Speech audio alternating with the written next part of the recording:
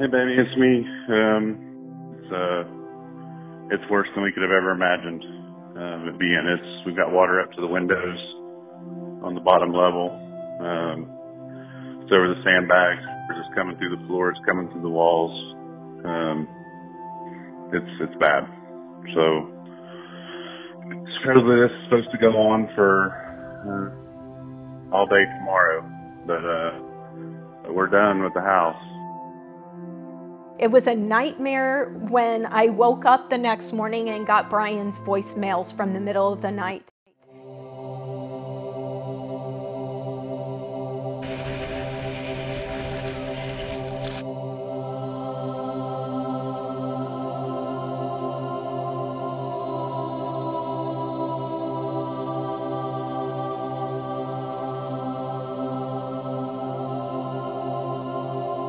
We've never seen anything like it. Not anywhere. Not in Texas, not anywhere in the United States. An unprecedented disaster. Houston, the nation's fourth largest city, underwater in the wake of Hurricane Harvey. We see neighbor helping neighbor, friend helping friend, and stranger helping stranger. We endure together. We are one family. Seeing all the police and the firemen and the everyday citizens out there in their boats, helping to rescue people, helping to save lives. It's incredible to watch. Houston, stay strong. We are with you. We're going to raise as much money as we can. I really just couldn't believe it. I couldn't believe that we had already had, in some cases, 15, 16 inches of rain, and we were going to almost double that before the sun came up on Sunday morning.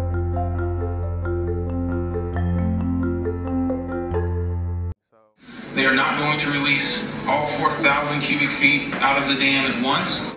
After the dams were released, there was over 4.5 feet of water in our home for 14 days. We had 6.5 feet of water. We had 3.5 feet of water for 12 days. I had 6.5 feet of water in my house for 15 days. We had 5.5 feet. We had 5 feet of water.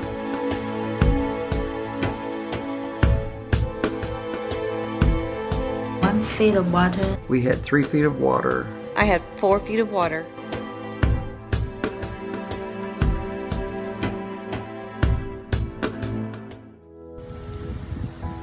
Like thousands of residents on the west side of Houston, when the dams opened, our house flooded with 4 feet of sewage water that sat in and around it for 14 days. I immediately started taping as a way to document what was happening to all of us. We are at a hotel. This is our third evacuation in 3 days. We are living out of bags, but thank God for the bags and the groceries.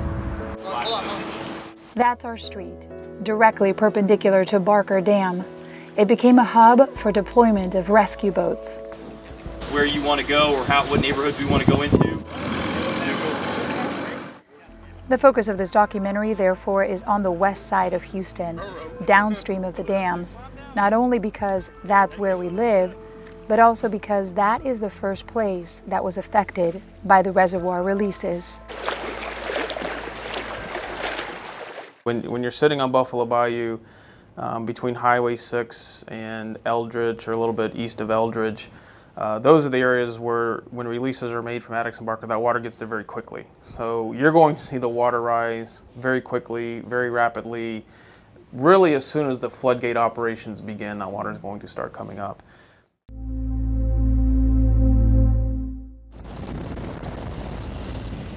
Thousands of Houstonians had to flee their homes as a result of the horrific flooding, though there were no mandatory evacuations.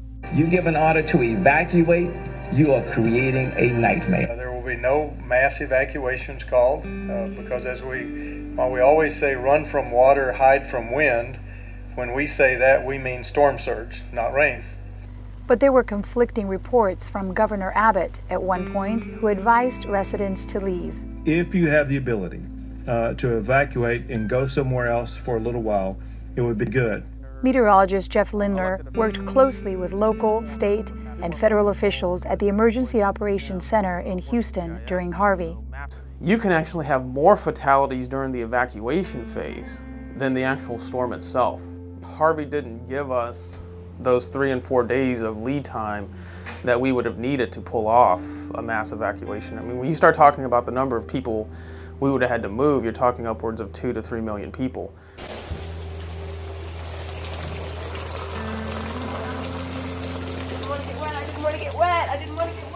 We had a family text going. I had family in town, and we said about 11 o'clock at night, we said, okay, we got water coming in. There's so much water in here! Yeah, there is. It was waist deep in the street, and we had 2 dogs and 5 cats. My daughter put 3 cats in one carrier and then took one of her other cats and wrapped it in a towel and put it in her purse.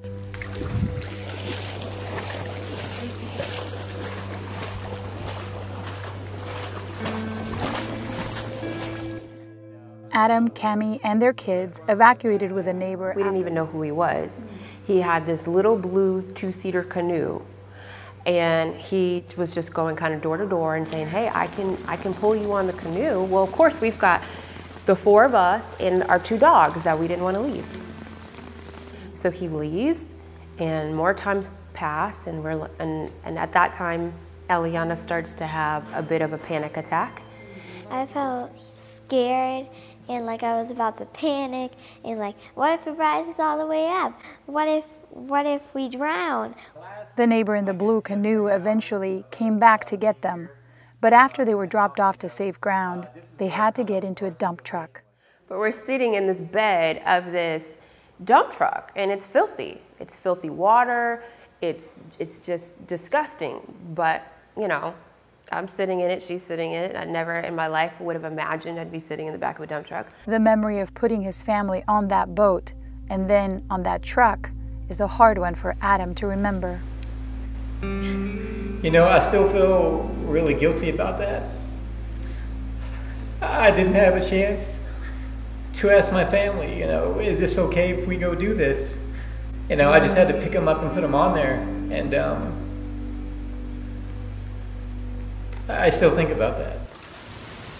This is actually happening, people. I have my 4-month-old on me, and we got my 2-year-old who's sick, and we're about to have to wade through this to the car. When we evacuated about 2 o'clock on that Monday, and the water was about knee-high through the street, about an hour after we left, the power went out for over a week in the neighborhoods. We heard they were going to release the dams, so since we had them, we didn't want to take a chance. So we left thinking it was probably not going to get in the house because they were still far away. But we're grateful that we weren't here, because we hear from neighbors that by 6 o'clock, water started coming into our houses. And we left at 2 o'clock that afternoon. On Sunday night, when the hurricane got pretty heavy, I actually started having contractions. I was 8 months pregnant and was having contractions about every 5 minutes. We went to my sister's house, and we were not able to come back to the house afterwards. We were actually the last of our neighbors on our street to evacuate with our car. We left Friday morning. My husband was working. I left with the kids, and we stayed in a hotel. Sometime Monday to Tuesday, it flooded. And water started rushing. We hit 50 inches, and not a drop came into my house until they opened the reservoir. So we ran upstairs until the second day, when the National Guard and Mrs. Evans came to rescue us. While the majority of West Houston had never flooded prior to Harvey, Brian and Nikki had experienced the horror of the tax day flood in 2016. The drainage on their street was not updated by the city to accommodate the developments that surround their home. I think that the city has been very focused on developing, and unfortunately, when you overdevelop, the existing structures will suffer. We had 6 inches of water in the house for tax day. And so the day she evacuated, she left that Friday before Harvey hit. I told her before she left, I said, if it floods again, we're selling it. I'm not going through this again. Jennifer and Scott had also gone through a flood before, not in Houston, but in New Orleans, with the devastation from Katrina. After we moved in here, I said, is there any chance we could ever flood here? And he said, not a chance. I mean, even at that point where the water had gotten as high as it had gotten, it still wasn't even close to the house. It wasn't even, we were feet away, feet and feet and feet away. But I think on that Sunday, I said, if you're going to do this to me, do not give me 2 bad anniversaries. Give me the same anniversary. And so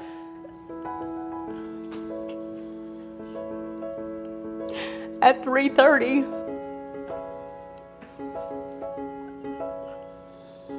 on August 29th, we flooded again.